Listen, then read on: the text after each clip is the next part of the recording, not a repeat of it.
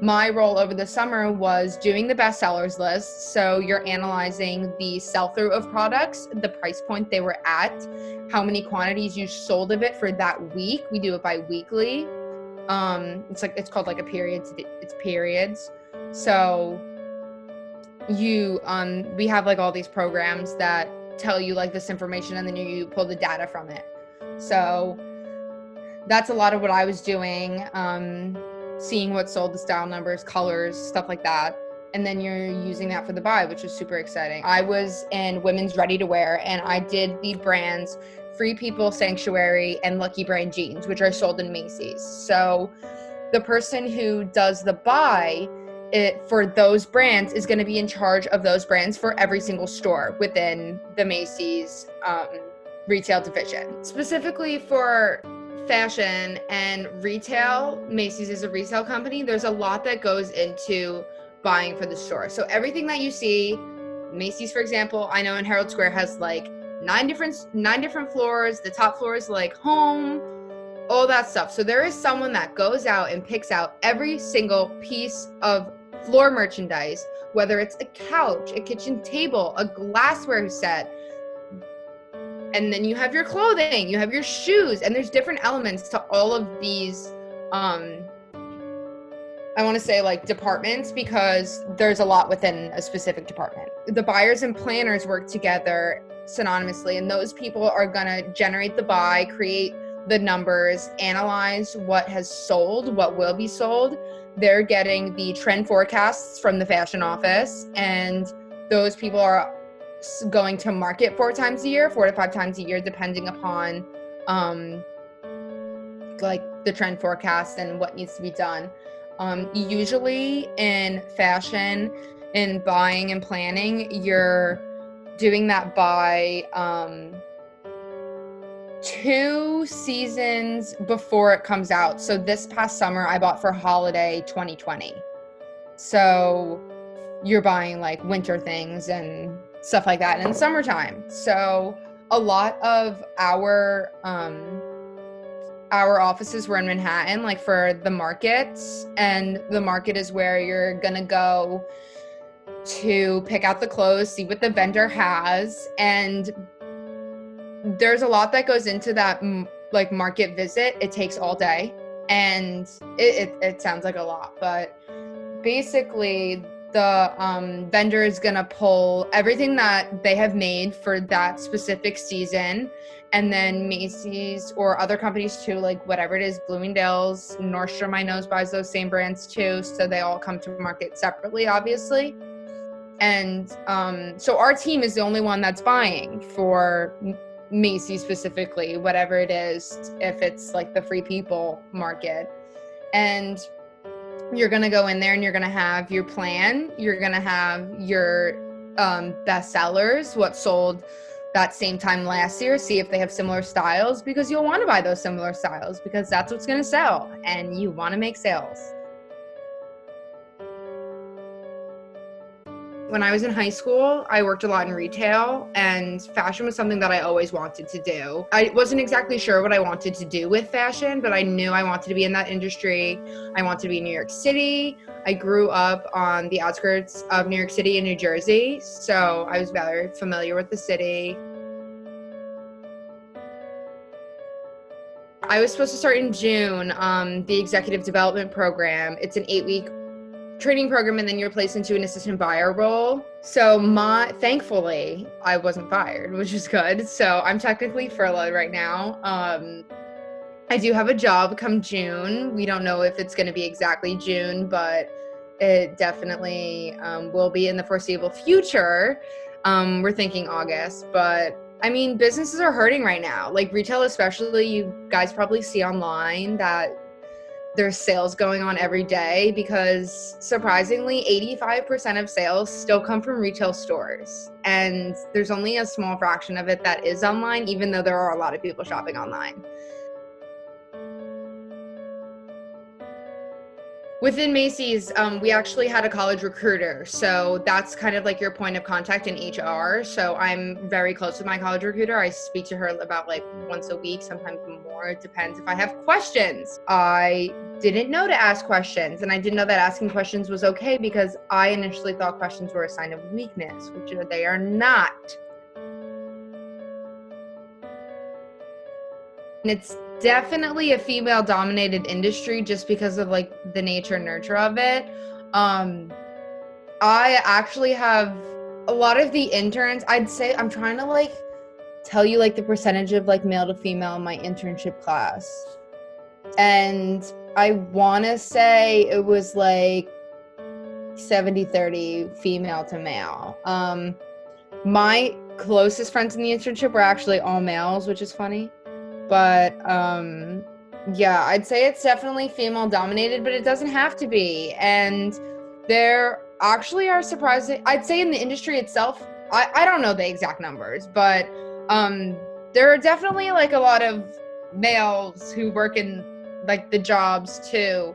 And a lot of the time those people specifically aren't going to be like women's ready-to-wear buyers just because a woman who's buying ready-to-wear is probably going to know more. I don't know, like stuff like that. Like, you know what I mean? It's just not who's better at the job, but there's definitely like a lot of like men who work at Macy's, in fashion in general too. Like there's a lot of men. It's, I don't know, it's a tough question, but it's definitely like, I don't think it like matters your gender because men and women are both capable of doing the same job. So I don't think that like ageism is like definitely like a thing in fashion. I mean, yeah, there's probably a ton of young people because our generation is like so valuable with like their educational component and like the initiative and competitiveness of our generation. So there's definitely something to be said for that, which is good because we're very driven, and that's definitely like valued and respected, and it's attractive to industry leaders.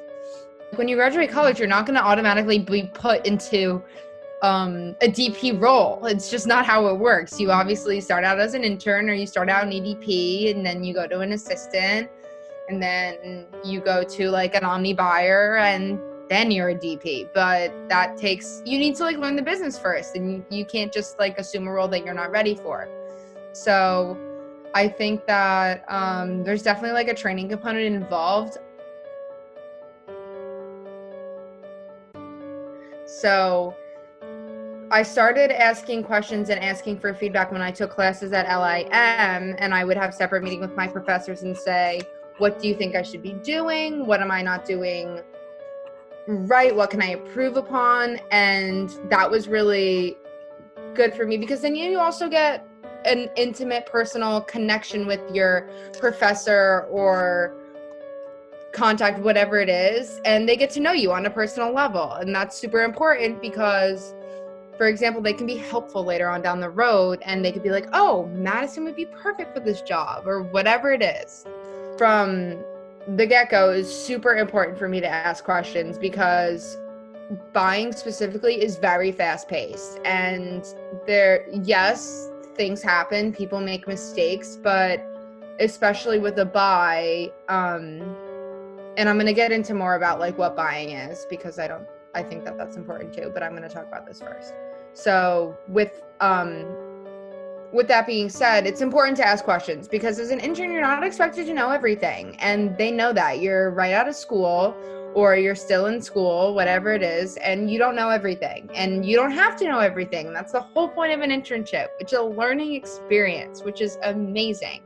So you want to ask those questions. You're trained to do everything. And you're not expected to like jump right into it, obviously, but it's nice that you're hands-on because a lot of the things that I was doing was being used at market for the buy and then helpful to the buyers and planners, which was exciting for me. So yeah, so I think it's important to ask questions. Not all feedback is going to be critical. A lot of it's going to be like, you do this really well, like keep doing this or whatever it is, but it's definitely important to ask for feedback. And like I said, with those interviews that you have too, don't be afraid to send an email and be like, hey, I really enjoyed my chat with you. I wanted to see if we could get together again and you can give me some feedback, whatever it is. And they might not always answer, but some people will answer because they want to help you. So I applied to about 75 internships, which is a ton. And I think I got like 5 emails back, 2 of them being no thank you, and 3 of them being moving on to interviews. So one of the companies I actually was a college rep for, and the person who interviewed me was close with my boss in the college rep program. So I asked for feedback after that interview, which I think is definitely something you guys want to do if you can. So the main feedback that I got my sophomore year was that I didn't have any leadership roles in college. And I think that that's something you definitely want to look into, is getting a leadership role, even if it's something small. Like I was on the transfer council for student government, and I applied to be secretary the following year, and then I actually got that position, and that was my leadership role. So that was definitely exciting because you get to work with like an executive board, which is a small board, and you learn how to but you learn how to like manage people, which is a really strong attribute that you want to have. You don't have to have everything figured out. I definitely think it's important now to just be proactive and kind of like apply for jobs, connect with people, do whatever you want. Like I know like this is a difficult time, especially because we were going into like such an incredible job market that is now turned like upside down, flipped over, and bend over backwards. But don't be scared, because we will overcome this and things will go back to normal soon enough. And you want to have your resume ready, and you want to have your everything kind of like what you need to like enter the real world. Whether even in this time, like whether it's freshening up on Excel or learning a new hobby, doing something new, staying relevant. I think that that's super important. Like I said, like the Business of Fashion website is like really cool. Check it out. They have a ton of seminars. You can learn a lot of things. I know I watch a lot of YouTube, which is like kind of silly, but I watch a lot of like YouTube videos from like I know like Anna Wintour actually posts a lot, and like Vogue and Elle like have like a lot of like personal videos that you can like learn from, even if it's something silly like watching a makeup tutorial. Like it gives you information. It's important. So whatever it is, just like don't sit around and do nothing. I think it's definitely important to try to maintain like a relationship with your professors. I know specifically in Clemson, the comm major specifically, I mean, anyone who knows me knows that I'm a very personable person. I know that's weird to say, but I am. I like to chat. I like to talk to people. I'm just like very outgoing in general, but you don't always have to be that way. And even if you're the most quiet kid in the class, like a teacher was still going to notice you, and they're going to reach out and ask you like, that's what's so great about Clemson is the teachers are like, they all genuinely care. There's like a lot of opportunities, like even if it's like joining like some sort of club. I know like I joined like the marketing club, I did transfer council, things like that. It's just like good to meet other people and like people with different backgrounds, because it's interesting to like see what everyone wants to do like with their comm degree, like especially, and the fields that they're going into, and you can learn a lot from your peers and their experiences and your professors as well. Thanks for tuning in to our Perspectives Young Alumni session. These sessions are designed to connect current students with recent graduates so they can get a better understanding of what their academic discipline offers them in professional careers. If you would like to learn more or participate, please email communication@clemson.edu. We look forward to hearing from you.